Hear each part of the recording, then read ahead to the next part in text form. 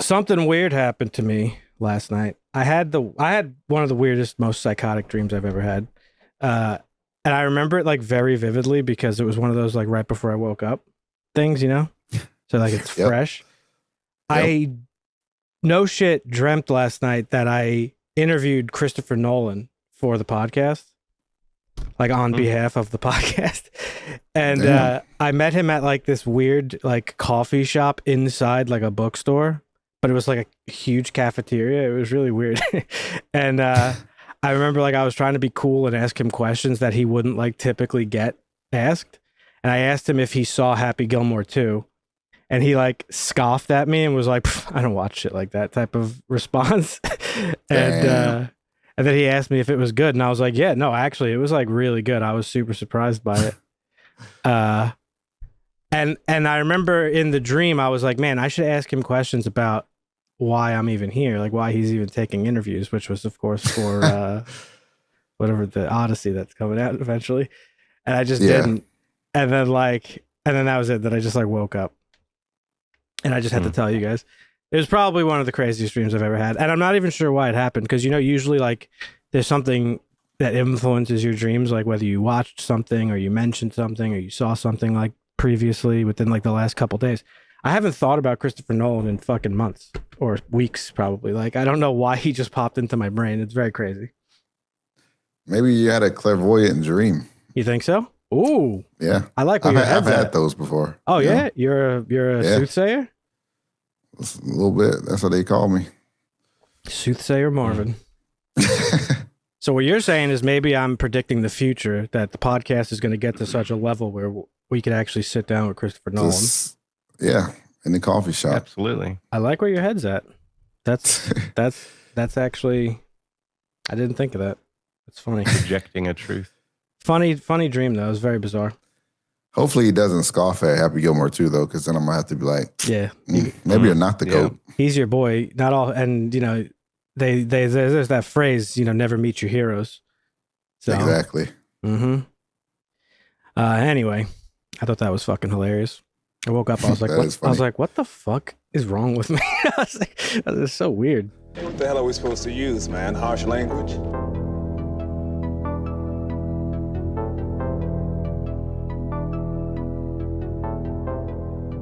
Welcome back to the show, folks. This is episode number 141, and we're talking about the life of Chuck.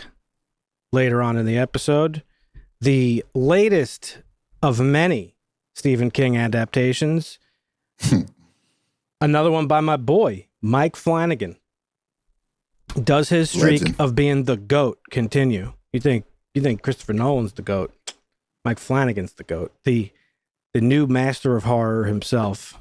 So we got that later. I'm excited to talk about it.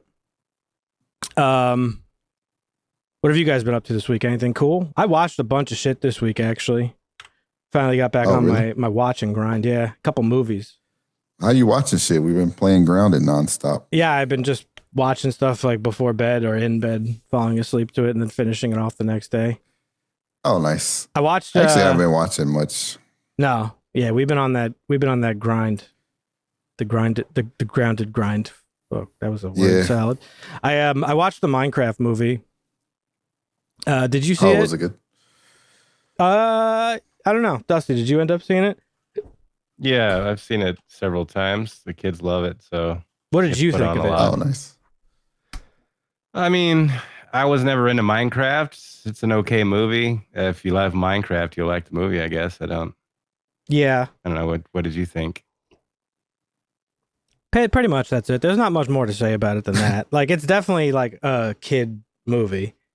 It does have some adult humor in it. Not as much as I had hoped, though, because I don't know if you remember, but I forgot that like Jared Hess directed it, and I was not interested in the movie. And then I remembered that he directed it, and I became interested in seeing it. He's the guy who made Napoleon Dynamite, Marvin. Oh, okay. And I was like, well, then it's definitely going to be fucking funny because Napoleon Dynamite's like a literal masterpiece. Not that it's like going to be the same movie, but Feels like it tries to be that Sure. kind of funny in some spots, but it just misses. yeah, it definitely does try in some areas. I thought it was there were definitely funny moments where I like laughed out loud. But overall, like I said, it was a kids movie, so it's just like very unserious, which is okay. I didn't hate it. It was just all right. It was fun enough, I guess. And yeah, I mean the bulk of it is tied up in the fact that it is a Minecraft movie, and like there's a lot of references to the game. A lot of references to the game. There's even references to like the content creator space in the movie. There's even there's a reference to like one of the bigger Minecraft creators that actually like passed away. And there's a reference to him in the movie. Like there's a lot of really, really, really detailed Easter eggs in the movie if you're a Minecraft fan. So on that, it was, decent, but silly movie overall. But whatever. Silly can be good though. Yeah. No, for sure. I mean, Jared Hess and Jack Black. That's a good combo. Yeah, Jack Nacho Black Libre is was funny. good, right? Didn't Jared do Nacho Libre or no? Yeah, he did. Okay. Jack Black was funny. He was just kind of like being Jack Black. It was just like a caricature of Jack Black, pretty much. It's like that's kind of all he does. I mean, it's the same in Jumanji and all those movies. So yeah, what's funny? You mentioned he's always just Jack Black. It's crazy. Can you bring your mic a little closer, Dusty? He's in Jumanji. Totally. No, Dusty. Oh. He's in the sequel. Yeah. Was he? I don't even remember. Oh yeah, I do remember seeing that in the poster for. You're talking about the I'm pretty Jumanji sure. with Kevin Hart and Yes. fucking. Oh yeah, he was in the second one. You're right. Dwayne. You're right. I forgot. Oh, he was in the first one too. He was. You're right. I don't know how I forgot that. He's funny in those. I haven't movies. seen either of those, to be honest. This was like him. They're great movies. They're The really Jumanji funny. movies? Yeah, they're really good. Really? They're very I'm funny. Yeah. surprised. I think they're very funny. I think they're hilarious. This was like he's being like what people think of Jack Black when they think of Jack Black is really what it is, type of thing. Just a like, and that's fine. He's still funny. I thought what's his name was really funny. Momoa. He plays like this weird fucking I don't know, washed up fucking Anti-hero. Yeah. He kind of almost plays Dr. Disrespect, like he's a video game champion from like the 90s. That he's like old. Yeah. And washed up. Two-time. Yeah. Except he didn't. He's not a sex Without pest. them, Yeah. without the minus. Yeah, without texting minors. Yeah, I mean, overall it was okay. I'd probably never watch it again. But it's funny you mentioned Jumanji because it actually did remind me a lot of Jumanji. Like they build the movie similar to Jumanji, where they get like sucked into the world of Minecraft and all this stuff. What about you guys? You get into anything this week? You said you, Marvin, you're not watching much? Haven't watched much. Been reading some manga. Nice. That's about it. Yeah. Dusty, you keeping up on It's Always Sunny? Yeah, I watched the racetrack episode just like yesterday, I think. I think that is honestly, truly one of the best episodes of It's Always Sunny they've ever done. It was It's so pretty good. fucking funny. I was cry laughing when they were doing like the dog food thing and like just yelling and gagging. He's like, this is not upscale or this is not highbrow, whatever he was saying. Oh my God, I was fucking cracking up. Seems like they're really leaning on like Frank, like just fucking with them this season, which is funny. Yeah, I saw an interview where Rob Mack was talking about how he knew when DeVito was going to be, a sure thing for the show because like the first season they asked him, he's like, you got me for like 2 weeks. Yeah. And, they were trying to preload everything for him. And then he was like, okay, well, you walk in and you say something and then, you're going to say something to fill the room. And DeVito's like, okay, well, what do you want to say? And he's like, I mean, you're a comedian. You just say whatever you want. He's like, listen, I'm old. You know what's funny. Right. Tell me what to say. I'm here for you. Yeah. He's like, that clicked for him. And then he said shortly later, he's like, you guys have me for as long as you want, which was only a couple more weeks, but it's like that's when we knew. So yeah, the chemistry that they all have is amazing. Yeah, he's talked about it too, that like Danny DeVito has that it was like his kids that really like sold him on the show because he didn't know if he wanted to do it. He didn't really understand it or anything. And his kids, because the first season, like a lot of it is without him. So Right. he like his kids told him like, no, you should do this. It's like really fucking funny.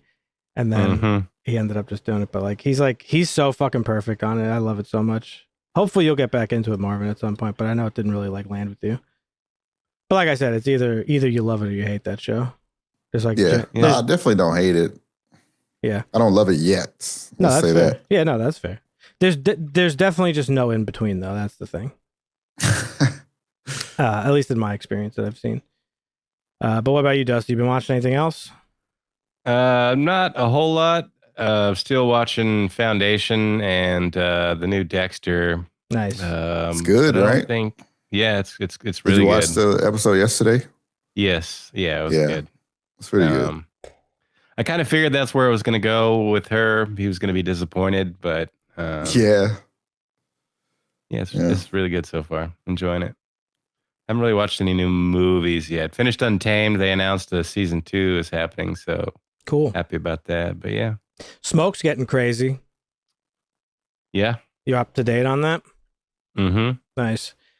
Also, we're up to next week is the last episode of Resident Alien. Resident Alien. Yeah. Very sad. Uh, The last one was pretty good though. I like how that like culminated. That little story arc. I'm wondering now what's going to happen. I think I'm going to be right about my prediction with Asta. The fight scene was pretty good too. Yeah, it was actually good. Yeah. Great show. Alien Earth coming soon too. Yep. Speaking of aliens, Yeah. Got a lot of August shows 12th, coming out which this is month. Tuesday. Oh, that's like Next real Tuesday. soon. Yeah. Yep. Alien Earth. All right. We're going to see what happens with that one. I think it'll be good. Fairly I confident think it'll be good. great. Yeah. Yeah. Noah Hawley doesn't miss much. Yeah, that's supposedly the case. Did you end up watching The Naked Gun, Dusty? The new one? No, I have not seen it yet. I tried to find like a good quality version of it, but it's getting really good reviews. It has a 7.1 right now. People are saying it's like really fucking funny. Yeah. Oh wow. And Liam Neeson, this is his first comedy role. And I think he's been like pretty outspoken about like wanting to do comedy because like he thinks he's funny. And Yeah. everybody's saying he like knocks it out of the park in this, so I'm excited to see it. Also, apparently 7.1. That's higher than Happy Gilmore 2. Yeah. And apparently he struck up quite a romance because he's dating Pamela Anderson now. Yeah, they're together now. Mm-hmm. Wait, what? Yeah. Damn. Okay. Apparently Bad Guys 2 beat it at the box office, though, which was a little surprising for me. I saw that one. Bad Guys 2? I don't even know what that is. It's animation. Oh. So what do we got in the news this week, Dusty? I was looking at Twitter before we got on. I didn't even take note of anything this week. It seems like it was a slow news week, except that movie War of the Worlds that we were talking about last time. Apparently it's dog shit as predicted. It's got a 0% on Rotten Tomatoes. War of the Worlds. That's actually impressive. There's a quote. Yeah, there's a quote here from Discussing Film on Twitter. It says the film's tagline, "It's worse than you think," sums up the entire movie.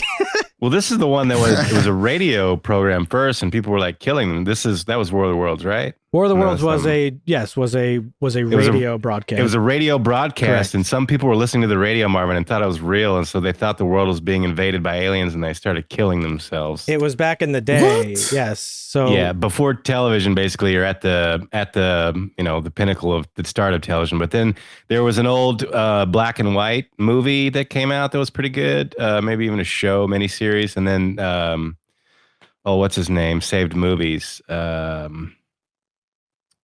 Oh my gosh, Tom Cruise. Tom Cruise, yeah, he did a War of the Worlds movie that was it was all right. I mean, nothing new from it, but yeah. It's a classic story. Apparently Ice Cube butchered it, ruined it. It's an H.G. Wells story, and originally it was broadcast out on the radio before TVs were invented. So like, yeah, back in the day, like that's what people did. They just sat around. The families would just sit around the radio and listen to radio broadcasts. Yeah. So this came on, and it was like there was no buildup of like it's a story or anything like that. And so people were like, "What the fuck? Like we're actually getting attacked by aliens? This is crazy."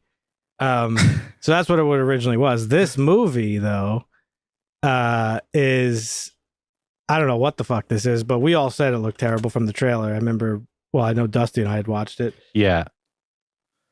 but yeah, Damn. it's getting Come on, Ice Cube. it's getting It's dogged like on a pretty half hard. found footage, half deep state type of. It just looked weird and not good. Yeah. So yeah, But I have no interest in watching it. Yeah, no, I'm never watching that. But what kind of news you got for us this week, Dusty? Well, this is from the rumor mill. We talked about the DC Marvel crossover. It's been decades since they've done this in the comics.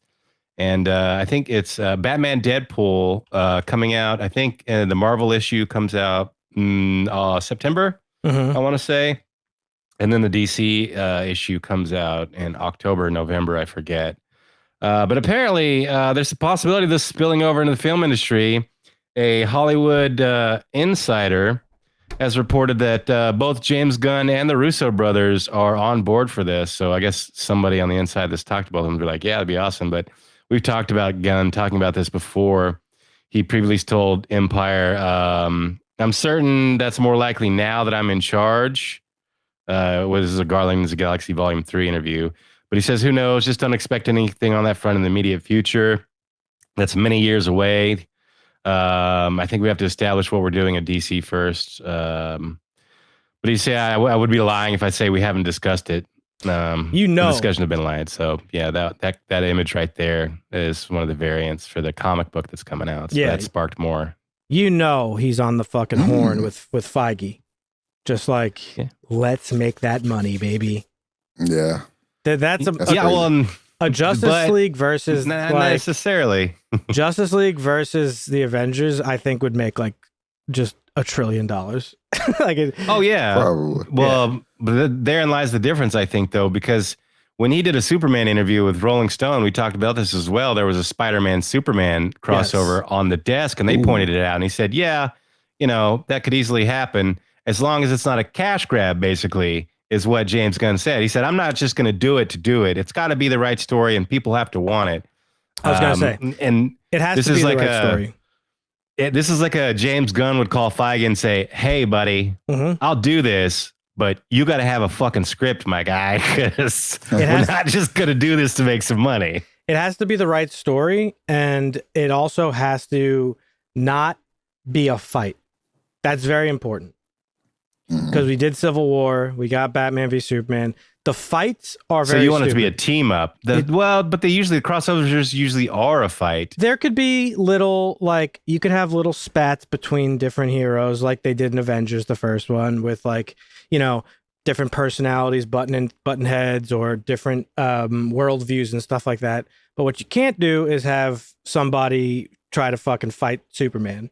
Because that's ridiculous. He'll just throw them into the fucking sun if he had to. You know what I'm saying? Like, he wouldn't do that, obviously, but like, it ruins it. That's why Batman v Superman was ridiculous. I mean, for many, many reasons, it was terrible, but that was one of the more ridiculous concepts of it. Obviously, it hinges on the fact that Superman would never actually fight Batman. And it also hinges on the fact that Batman is a brilliant strategist. If he has any superpower, it's that. So he obviously prepared for the fight in a way to defeat Superman, and almost does when he weakens him with kryptonite and all that stuff. But yeah, you can't be having fights. Fights are whack. That's old school shit. Like, you could have some little ones here and there, but you don't want a big fucking two teams like clashing. Like, well, if you're gonna cash grab it, you might as well. You make it a trilogy. You make it where like they all get together in the first movie and they're fighting each other out, and there's some bickering and fighting, and while they're fighting it amongst themselves in the second movie, the big villain comes along and just destroys everything, and they have to come together in the third. Something like that. But yeah, I don't know. Speaking of crossovers in Marvel, have you seen the costume pictures of Spider-Man? I mean, I saw the teaser and stuff. I've roughly been avoiding, like, if you go to any comic book or related news site, every headline is Spider-Man, Spider-Man, Spider-Man, Spider-Man. So, I mean, I'm trying to avoid the leaks. There's no real leaks that I've seen. They started filming.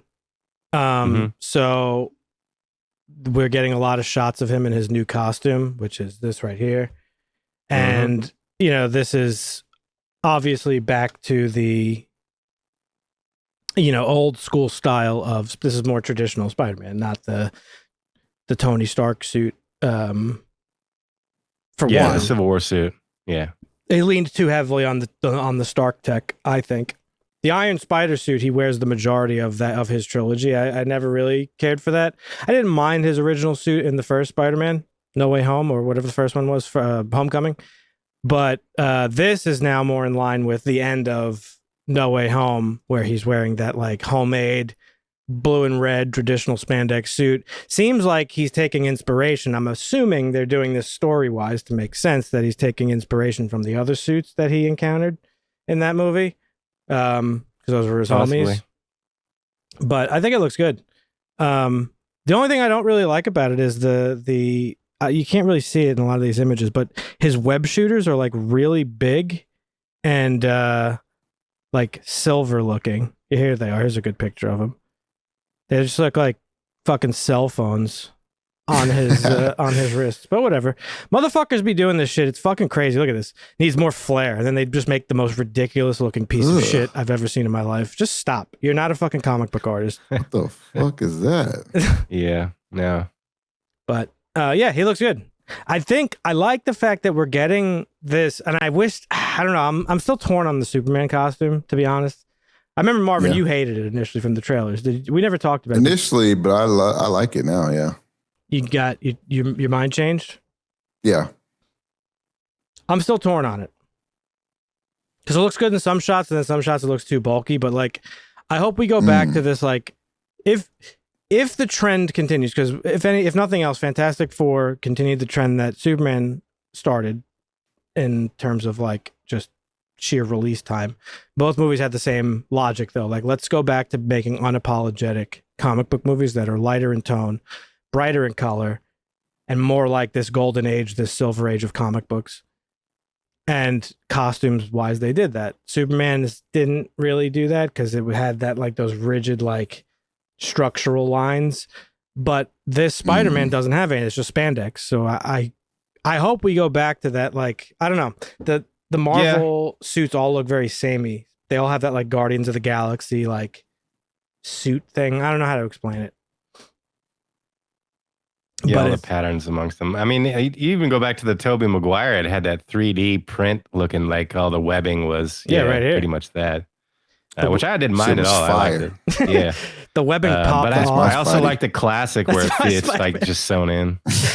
Yo, Marvin, you just remind me. I'm laughing so hard because in that clip that did really well on TikTok, this one of me crying to Superman. Yeah. I'm talking about in it. I'm like, I'm trying to like pay reverence to Christopher Reeve, and I'm like, listen, Christopher Reeve is everybody's favorite Superman, and just under your breath in the background, you're like, not mine. Yeah, it's just really funny when you catch it. But yeah, so no shame. Yeah, it's fine. So yeah, no, I like this. I'm hoping we go back to this like more traditional comic book style suit where it's like it's okay to look ridiculous. Nothing and everything has to look like this is what it would be like in real life type of shit. Yeah. Yeah. I agree. So I'm happy with it. I like this. Yep. Yeah. So what else you got for us? People are gonna Dustin? say though, oh man, it's so flimsy though. Like, this would just rip all the time, you know. Well, to be honest, okay. In a world of engagement bait and rage bait, most people I haven't seen a lot of negative opinions on it. You're gonna get like you're gonna get the engagement baiters like that guy. It's like it needs more flair and just like scribbles on it. But for the most part, I think a lot of people are like, no, this is sick because this one of the biggest criticisms with the Spider-Man trilogy in the MCU is that it's too. The scale is too big. He's too grandiose. He's embroiled in like Avengers shit and like fighting Thanos. That's not really Spider-Man. He does it when it's necessary, but people want to return to the friendly neighborhood Spider-Man. Almost none of it takes place in New York. Like even they goes on a school trip to like Italy or something. Like everybody wants your friendly neighborhood Spider-Man in fucking New York. Like bring him back. Yep. So we'll see. But this movie does have Hulk in it and it does have Punisher in it. So what's going on in this movie? We don't know. Does look like the villain is Mr. Negative, though, according to some screenshots. But that's all I'm going to say. But that was talked about like months and months and months ago, so I didn't spoil nothing. Don't worry about it. Mr. Negative. I don't know who that is. He's a villain, comic book villain. He was in he was in the video games. I'm pretty sure. He's like the guy that wears the black and white suit. Oh. Yeah. Okay. He was this guy in the video game. He was like the Asian guy. Hmm. But what else you got for us, Dusty? Gremlins 3. Looks like it's happening. Oh, shit. Lead actor Zach Galligan at Comic-Con in Manchester was talking to the crowd. He did some voice acting for the animated show. Season 1 was Secrets of Mogwai, which I've seen and is good.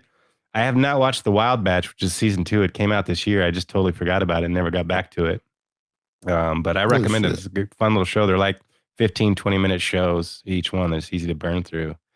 But he had this to say. After 35 years, they've come up with a script. Warner Brothers is incredibly interested in doing it. Apparently, it's waiting on Mr. Spielberg to read it and approve it, but you can thank the success of Beetlejuice. And then that article says that there was no known scriptwriter, but the Snyder, our boy Jeff Schneider, is reporting that the current script was penned by Chris Columbus, who wrote the original, and he's also attached to direct, so Joe Dante, who directed the first 2, is not returning, but... yeah, Gremlins 3 is happening, and this the original is also credited for the PG-13 rating because it came out 16 days after the Temple of Doom, and it was a little bit scary for us kids, you know. Right. I think I was 4 or something, 6 maybe when this, I think it was 84. Kalama. Yeah. So yeah, we got a Gremlins 3 coming apparently, and the original writers. We had talked about this like a year ago. Before the Secrets of the Mogwai, yeah. Pam Abdi let loose that Gremlins and Goonies, they're looking to bring those franchises back. And we hadn't heard anything for a while until the show came out. But it looks like the script is waiting on Mr. Spielberg to approve it. So I think Joe Dante was going to, wasn't he? He was the original director, but this says Chris Columbus, the Snyder, Jeff Schneider said that Chris Columbus, who wrote the original, is directing the sequel. I think you have it backwards. Chris Columbus wrote the original. Joe Dante directed it.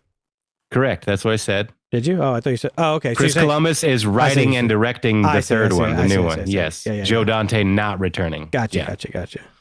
But we do have Zach Galligan coming back, so we got some... It's all right. Chris Columbus is decent. He's made some good stuff. He's a classic director. Yep. Is Joe Dante even alive? I can't even remember. Yeah, he's still alive. He's 78. He's probably got better things to do, like chill. Yeah. He's hanging out with his grandkids. Gremlins 3 on the horizon. That's cool. That's exciting. Yeah. What else we got? More sequels. Well, we got some James Bond news. Yep. British screenwriter, producer, and director Stephen Knight is going to pen the next Bond film for Denis at Amazon MGM. Yep. He's responsible, most notably, Peaky Blinders. He also was the co-creator of Who Wants to Be a Millionaire, I believe. Was he? But yeah, he's got many projects that were either nominated or won a bunch of awards. He's well admired in the industry. This is crazy. I haven't seen Peaky Blinders, but I don't know how that's going to mesh with Bond. Yeah, I mean it's a good show. They're gonna make a movie out of it that everybody's looking forward to. But he's wrote a whole bunch of stuff that's award winning. So, and he's British, so that was a plus for them. They wanted to get somebody quick, but now that we have a writer and a director and a plethora of producers, there's only one thing left to do, and that's to find the titular Bigfoot man to fill the shoes. So who's it gonna be?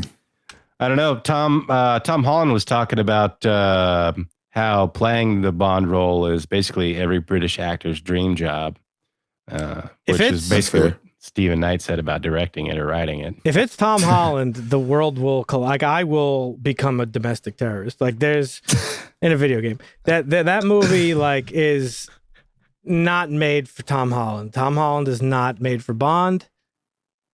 No. It's too short, too. It's just, he's a child. He looks like a child. Yeah. Let's face it. Pedro Pascal's going to be Bond. That's just what it is. No, come on. Knight was interviewed at BBC after he announced, he was excited about the opportunity. He had this to say, quote, "I'm hoping that being a Bond fan for so many years, that will sort of be imbued into me, and I'll be able to produce something that's the same but different and better and stronger and bolder. It's fantastic to be invited to do it. I can't wait to get started. And it's always been a bucket list item." So, yeah.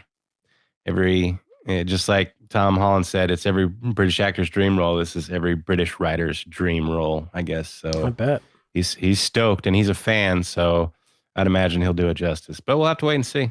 Okay. Okay. I don't know. I have my reservations, but we'll see what happens. I mean, obviously they're never going to stop making Bond movies, so we just got to roll with the punches and hope they do a good job of it. I'm sure we'll have a lot more to say on how we feel about it once we have an announcement on who is playing the role. But until then, it's just like I don't know. We'll see. Wait and see. So yeah. All right. Well, we got a segue news. Unless you got anything else you want to talk about? Not me. Nope. Okay. Well, The Long Walk had a 22-minute preview at San Diego Comic-Con. Nice. And Mark Hamill was available for interviews. He had a couple things to say about being in that role. I had planned to have a get-together with the cast where everybody would come over to the hotel, but apparently director Francis Lawrence told Hamill that Cooper didn't want to meet you. Oh. He's afraid that he'll actually like you. Which, I mean, Mark Hamill didn't mind. He elaborated, noting that any of his co-stars that did come up to talk to him, he'd talk to him, but some wanted to stay away from obvious reasons because he's playing, I'm their arch nemesis. I'm the antagonist, is what he said. And he likened the role to the bad guy of his run as the Joker. He said, villainy is fun to play because they don't think of themselves as villains. They're just doing their job. Anytime you can come in and just create chaos, it's almost as satisfying to be hated by the fans as it is to be loved, which he knows plenty about that. Yeah. Oh, yeah. But Mark Hamill, he almost retired around 2019. He also lets that one go. And your boy, Dan, saved him. Who? I thought this stage in my career, I'd be spending more time with a metal detector, wandering around the beach, playing with the dogs in the backyard. I said to my agent, you know what? I'm not motivated anymore. I think I'm going to just sort of retire and do voiceover. And the only people that rejected that were my wife and my agent because, it's good to have me out of the house. But he credits Mike Flanagan for reviving his career and casting him in the Netflix series, The Fall of the House of Usher. That's right. And fucking goat. so, yeah, Mike Flanagan pulled Mark Hamill out of retirement, basically, and said, no, you're not done yet. And he's been in a lot of roles. And he was in this, The Long Walk, Stephen King film. Yeah. And then he was in another Stephen King film that we're here to talk about. So that's right. All right. Yeah, he's in the movie we're here to talk about today, too. The Life of Chuck. Yeah. Well, thank you for the news, Dusty. As always, It was a light news week. Nothing crazy going on. We're taking a little bit of a break towards the end of summer. We're coming to... But these next few months, September, October, November, that's when a lot of stuff starts to fucking pop off and come out. So we got more awards coming, more award announcements and Oscar bait and all that shit. So yeah, we'll have plenty to talk about coming up soon. Hell yeah.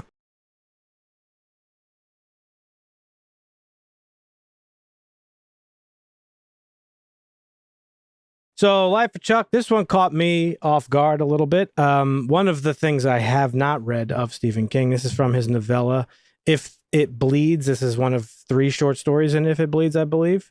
I was slightly familiar with it, but I didn't ever actually read it. And so this is an adaptation of that. It's not a flashy movie. There's no big twist. There's no huge spectacle. And somehow it hit harder than most movies I've seen this year. It's one of those rare movies that makes you sit there afterwards and quietly think about your own life, I feel. I sat through the entire credits, just kind of like watching it. I was very moved by this movie. It makes you question things like what actually matters. Did I waste today? If this was it, would it be enough? It sounds dramatic, but I'm not kidding. I think this movie really actually changed how I see things a little bit. So let's talk about it. Directed by Mike Flanagan, he is no stranger to Stephen King adaptations. He has done Dr. Sleep, which is the sequel to The Shining. Now, I've mentioned this here on the show before. Directing a sequel to Dr. Sleep was an insane task on the part of Mike Flanagan because Stephen King famously hated the original film. So Mike Flanagan had a task of both making a sequel that is true to the original film, which Stephen King hates, but also happens to be a pop cultural icon at this point in the cultural zeitgeist. There are few movies bigger than The Shining. And he also had to make a true sequel to the book that Stephen King appreciates, and I think he crushed it. That Dr. Sleep is amazing.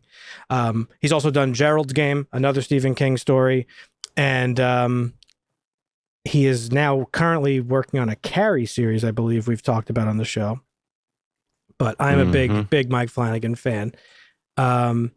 This stars Tom Hiddleston, Jacob Tremblay, Karen Gillan, Chiwetel Ejiofor, Mia Sara making her big screen comeback. That's my girl from Ferris Bueller's Day Off.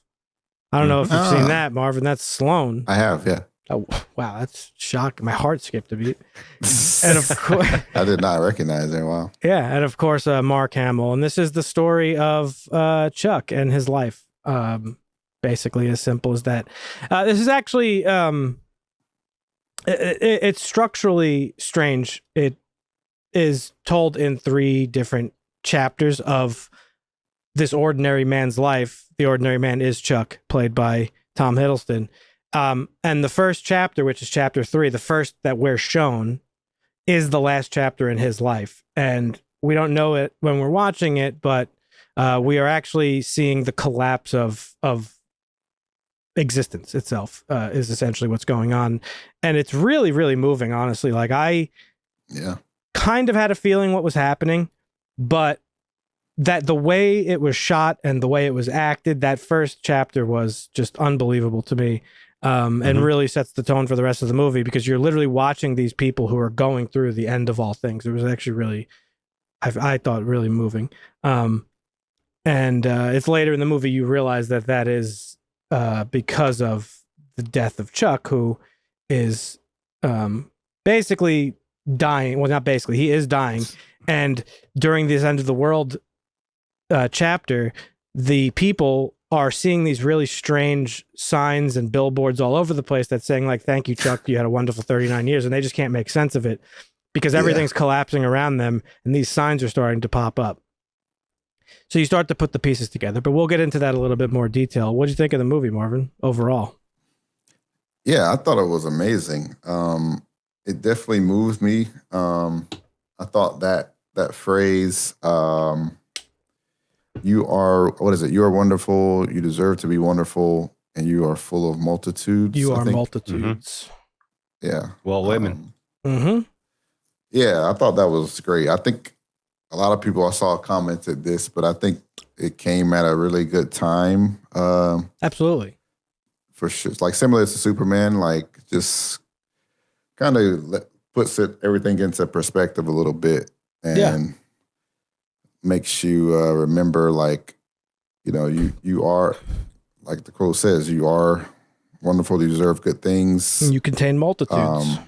Yeah, even if you're going through crazy times or whatever, you know. Yeah. So, yeah, I thought it was great. It was nice. Yeah, it was amazing. How about you, Dusty? Yeah, I love this movie. It was fun watching it with Christina. She had a few jump scares in the first chapter when, like, the star collapsed. Like, they were just sitting down and watching. They went, boom. There was a couple other things. She's like, "Oh my gosh, that scared me." I had a jump scare when he's talking to the little girl on the street, and then all of a sudden, the windows shows light up everywhere, or the power grid goes down, and it's like really loud. Yes. Yeah, there's a couple, like, the noise is really, the audio is really good, I guess is what I say. But yeah, this movie was awesome. And to touch on what Marvin was saying, it's not even the quote, like, the teacher so wonderfully, eloquently explained, like, you know, what's in between here, you know, my brain. And no. Like, your universe, it's your universe. And that's like, where you get, like, that first chapter you watch where you didn't really get it. You're like, okay, well, maybe that's just Chuck's universe is collapsing. It's basically his death dream. His life is flashing before his eyes. Yeah. And then you kind of see it play out. My favorite chapter was the second one. As someone with a musical background, loved it. I could have sat there and watched them dance and play in front of those drums for another 5 minutes. I didn't think it was long or anything. It was just awesome watching that interaction. And then the final chapter, which is the first one, where everything kind of explains itself and ties everything up into a nice bow. It was just a wonderful movie. I loved it. Yeah. The chapter with him as a child in his childhood, I thought was really good. I mean, like, again, it was all great, but I mean, really, at the end, I love this movie. I think I've made that pretty clear. But this is, it's really a tribute to an ordinary life, and that, like, it really tells you that there is like beauty in an ordinary life. And Yeah, 100%. I contain multitudes is a very multi-layered thing. Obviously, the universe that we're witnessing dying in the beginning, first chapter of the movie, is, yes, it's the universe inside him, but that's all people. We come to find out that he met at least at one, not even met, just brief little meaningless encounters like he's had with people in his life that, and it goes to show you that like even the smallest moments in a life like have lasting impact, whether you know it or not. And the fact that these are the things that he has built up in his universe is very impactful, because you don't often stop to think about the little moments or the little things in life, and it's hard to, because we get caught up in all sorts of crazy things in life, the rat race. You got to pay your bills, and you got to do this, and you got to do that, and da-da-da-da-da. And it's very, very rare that you take a moment to sort of just step back and kind of take stock of things, and not even specific things, but really ultimately what the message is just life itself, right? Of like, wow, how lucky I am to be here for a short period of time. And the way that Mike Flanagan brilliantly frames this is based on my boy, Carl Sagan. Yeah. And I thought that was a really, really great way to, and Mike Flanagan is no stranger to this. He loves astronomy. He did this in Midnight Mass. Have you watched that yet, Marvin? I can't remember. I think Not yet. Okay, so I won't spoil it, but very similar message to that. But yeah, I contain multitudes. This is how just even an extraordinary life is extraordinary, and that this guy, you don't even feel bad for him going through like, no, like, okay, this kid is like learning to be a dancer from his grandmother. And then his grandfather basically says, I could tell, you're not going to be an announcer. You're a dancer. You need to be an accountant. And you find out he does go on to be an accountant. But in being an accountant, he lived a fulfilled life. He had a wife. He had a kid. He loved everything about it. So you don't really feel bad about like, there's some movies give you that messaging of you always have to chase your dreams. You always have to do, where in this, it's like, well, he didn't necessarily do that, but he still had a very fulfilled and loving life that, it's about finding beauty in the mundane. Yes. Whereas, like, I saw the same argument, not that you were arguing it, but somebody made the argument in a review I read that they were disappointed to find out that he grew up to be an accountant. His passion is dancing, and he grew up to be an accountant. But it's not sad that he became an accountant, because he took the lessons his grandfather taught him and said, math is magic. Like math is, and he explains it to him of like how important a accountant is to people. Like it's such a mundane, boring fucking job on the outside, but like it really is an important job. Like it could change people's lives. And so it's not a disappointment that he did that instead of dancing. Yeah. So he still used dancing to change people's lives. That day where they danced, everybody that was involved in that will probably remember that for as long as they live. Absolutely. Yeah. What the fuck am I hearing? Yeah. So, talking about the framing of the movie, that beginning part when we're watching this collapse of civilization, it kind of goes pretty quickly. Like, starts out with Chiwetel Ejiofor's character reading the Walt Whitman poem, and the internet goes out. Okay, now nobody has internet, and then it flash forwards a little bit, and it was so funny. Pornhub's gone. That's just mean, man. Oh yeah. That was our boy David Dasmalchian. He was good. There were some great actors in this. A lot of good cameos. But yeah, and like I thought that was like really beautiful too, because you're seeing a lot of people like cope with the end of all things. Like they pretty much know it's over, and it's framed in a very parallel to our real world now with like, it essentially, they think it's like a climate or ecological crisis that's causing the collapse. There's volcanoes and earthquakes, and the power grids are going down, and there's fires and all this stuff. They talk about people are just like leaving their jobs because they think it's the end of days, and they're like, fuck it, like what's the point of even doing anything? Yeah.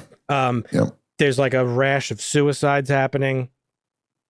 And the whole thing is like framed through the eyes of Marty, who is Chiwetel Ejiofor, and basically him sort of reconnecting with his ex-wife, Karen Gillan's character, Felicia.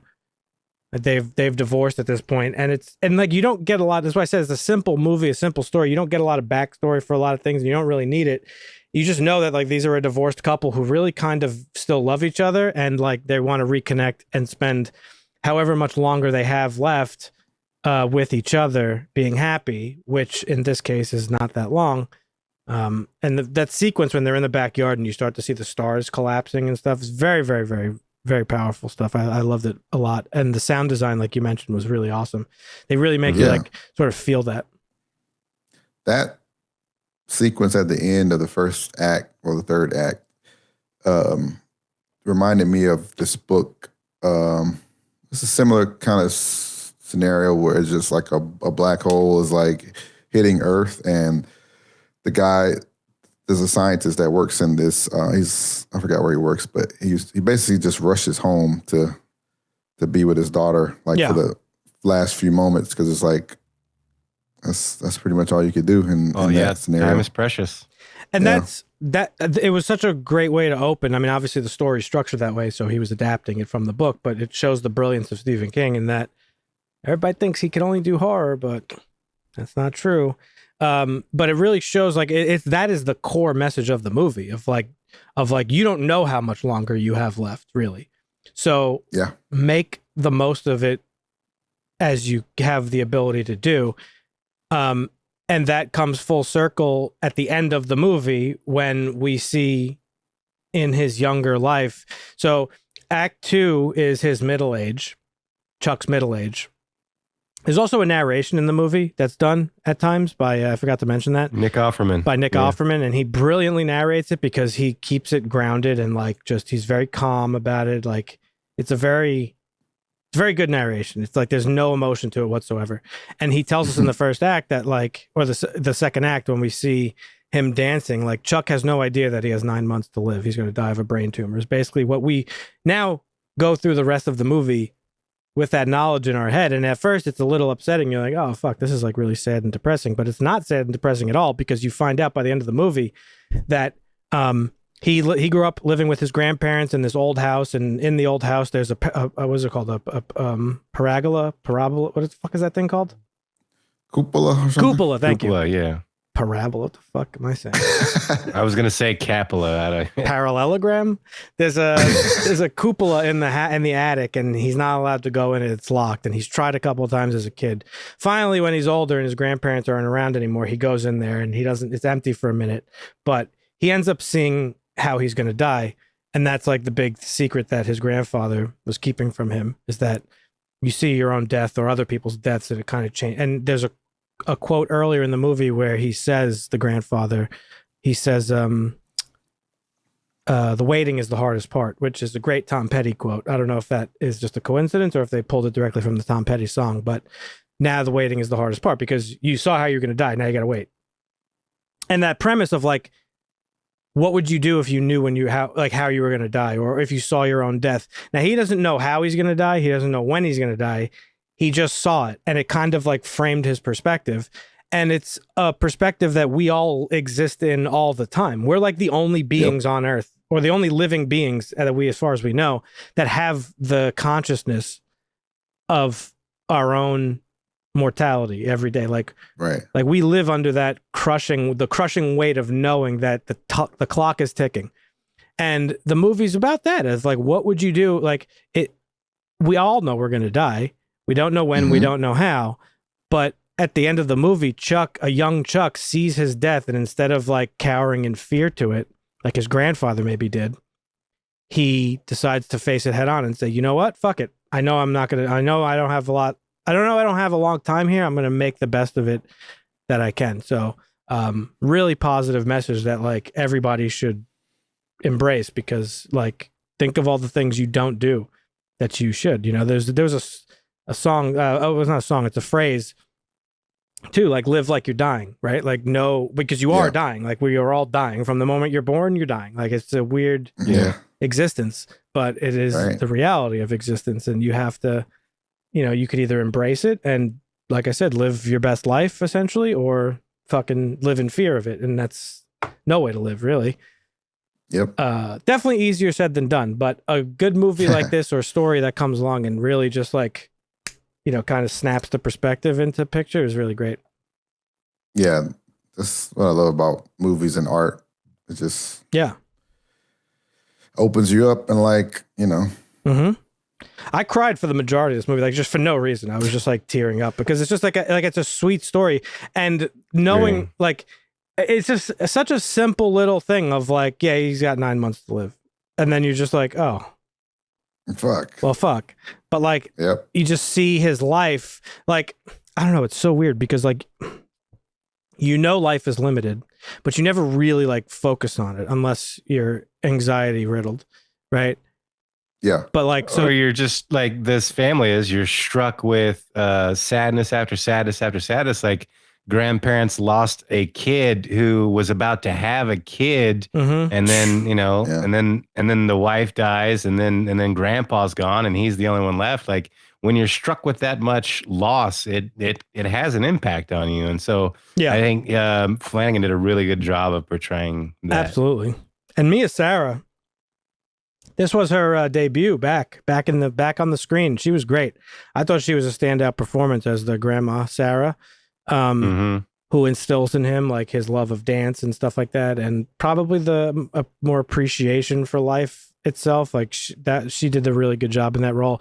You were talking about Mark Hamill earlier. He did a really fantastic job as well, playing sort of the old. I think his grandma definitely showed him like, even when things are bad, they can be good again, like that sort of thing. Because like after he lost his parents and everybody was in the house depressed, she like finally started to like, she's like, she's cooking again. And it was like, it was good. She's dancing and all this. So, yeah. Yep, absolutely. And so talking about the Carl Sagan phrasing, I know, I understand not a lot of people might be familiar with his work or whatever. Obviously, you guys know, like, I'm a huge fan of Carl Sagan. Read a lot of his books and stuff like that. Watched Cosmos. It's one of my favorite shows ever. In the movie uses Sagan's cosmic calendar that he called it. And this was from an episode of Cosmos. And basically what it is he compresses the entire 14 billion year history of the universe into a single calendar year from our understanding of how we measure time. And basically what it says is that January 1st is the Big Bang, the universe bursting into existence as we know it. And December 31st in the late evening, like with a minute left until the clock ticks over, would be when modern humans appear. And at that scale, each second equals about 438 years, and each day equals about 37.8 million years. So the metaphor just shows how recent and fragile like human existence is on the cosmic scale. 14 billion years compressed down to a single calendar year. Humans have only been here for like the last 30 seconds of existence itself. We are completely insignificant on the scale of the universe. But this metaphor doesn't just serve to show that life is fleeting and this, that, and the other thing. We are insignificant, yes. And I've said these very words to you before, I'm pretty sure, talking about Sagan and stuff. While we are insignificant, we are still very significant. And that's what this movie's about, is even how the most simple, mundane, nobody person is important and significant, and everything he does and the people he interacts with and every interaction that he has, even just seeing a girl roller skating can make an impact in both ways. And it's a perspective that probably nobody carries because it's hard to, right? Living in the real world, but it's important to have that, I feel like, and go back to like, whenever you can. So yeah, I think the movie was very timely and very powerful given the the way the world is today. And then there's like a second layer to it, and it's Carl Sagan's famous quote, "We are a way for the cosmos to know itself," right? And I don't know that I have to imagine it is, but like, when he dies, when we see the universe in the first chapter blink out of existence, that's because he's dying. Well, it's the universe in him. He contains multitudes. He contains a universe of all his experiences and everything. And so we are a way for the cosmos to know itself. In real life, we are existence. It's like experiencing itself because we, yes, are in and a part of the universe, but it is also a part of us because it sprang us into being. Right. And that's what Carl Sagan calls the cosmic perspective. When you put everything in, compared to the scale of the universe, it makes things seem like a little bit crazy. It's like, wait, we're fighting over an invisible border? What's going on? Like, why? Yeah. Mm-hmm. So, yep. 100%. Yeah, the existential reflection is needed, from time to time. It's good. Keeps you grounded. Yep. It has to. Yeah. And I saw a couple people saying like that framing like diminishes Chuck really, but it doesn't. It elevates him, because it like I said, it's like, yes, we are insignificant, but our insignificance makes us significant, if that makes any sense. Especially in terms of like life in the universe. Like, as far as we know, we're the only life that there is. Right. And so that is something to be cherished and like nurtured, not fucking just like whatever. Yep. Yeah. So my favorite part of the movie was the scenes in childhood of him growing up, and like I thought that stuff was really great, and the dancing stuff with that last sort of night, like that is it's like the last thing we see of him like enjoy basically, which is him dancing at the dance thing at school, whatever it was. Yeah, I think my favorite scene was the realization of when, they asked the question, why did he stop to dance that day? And he didn't know why at the time, but it was just my interpretation of that was just enjoying life as it comes to you. Yeah. In the moment, living in the moment, Totally. It was just a random memory, like that sparked in his head. That's why you see the flashes of his grandmother dancing. Yeah. It was an act of love and kindness is what I read it as. Totally. I thought it was interesting too that for the movie being kind of marketed around Tom Hiddleston, he doesn't really have much to say. I think he has like 1 or 2 lines of dialogue in the movie. Not much. Yeah. He's brilliant in it. He's a great actor. But I think a lot of the heavy lifting was on Benjamin Pajic, who played the youngest version of him, who with dialogue, and then Jacob Tremblay played him a little bit older. Yeah, Benjamin, young Chuck was definitely like the standout of the Chucks. Totally. Outside of those, the standouts for me were Marty for sure. Yeah. And Matthew Lillard's character. Like, it wasn't a very long part that he had, but I think that he played it like perfectly. Like how he went for like kind of like cheerful and like, the typical like mechanic type archetype but then he like breaks down at the end and it's like crying. Yeah. I haven't seen Matthew Lillard in a long time in a movie. I just haven't, like, he's been in stuff. I just haven't really watched any of the things he's been in. And Salt Lake City Punk is a movie he was in a long time ago. It's one of my favorite movies ever. I've seen it. It's great. I can't believe you've seen that. That's crazy. I know, right? Out of all the things you haven't seen, you've seen Salt Lake City Punk. Hey. That's because I'm punk, baby. We're all punk. Well, kindness is the real punk, and you're a kind guy. So there you go. But thanks. I thought he killed it in his short time. His speech was good. Yeah, it was great. I was actually disappointed that we didn't get to see why he was in like Chuck's. Oh, that's right. Yeah, we saw all the other characters. Yeah. We saw everybody. That is interesting. I didn't think about that. The only other person we didn't see reversed, we saw her in his real life, was the teacher who says, what's in here, which is actually, that's Mike Flanagan's wife.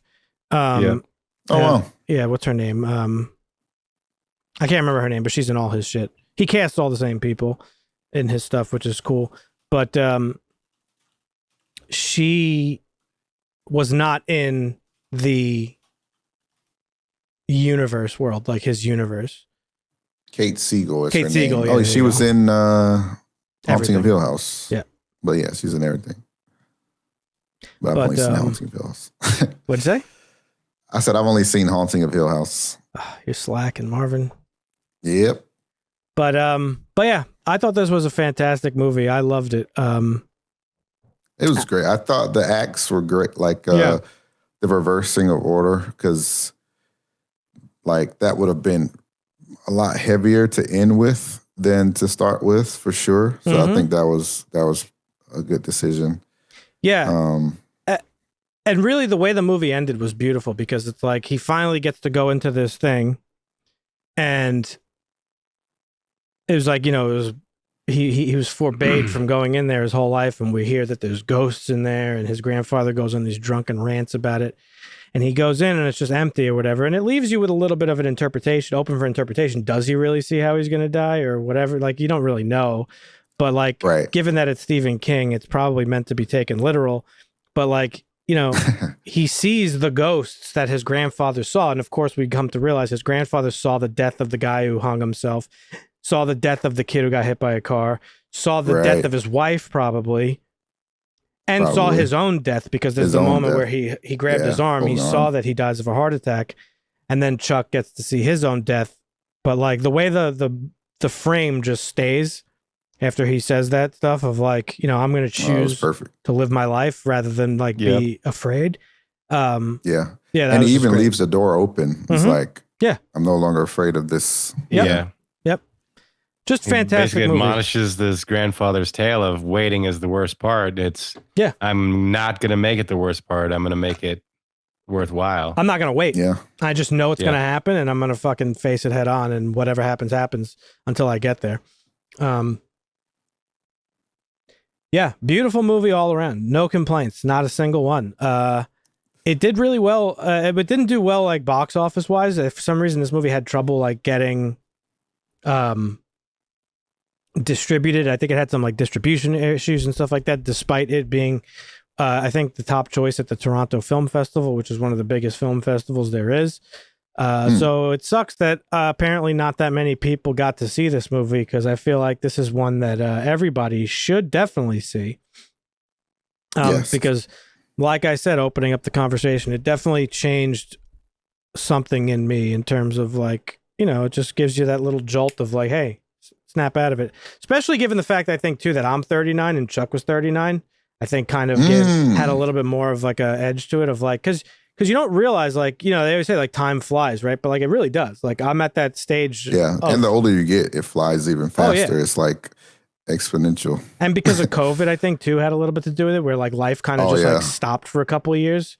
It was, yeah. It feels like, you know what it feels like? It feels like when like you get like lag in a video game and then it speeds up to catch up. You know what I mean? Catch up, yeah. That's kind of what life feels like right now. So yeah, I don't know. This movie definitely came at the right time, and I definitely am inspired to be a little bit more mindful of the things that I do and the interactions that I have and how I live my life. So I think everybody should see this movie. And it's got a 7.5 on IMDb. Unless you guys want to say, there's anything else you guys want to mention about it? I was going to say, when I first saw the time, I was like, oh, God, this is going to be so long. Even though 151 isn't that long. You but guys I'm got to like, drop that gripe.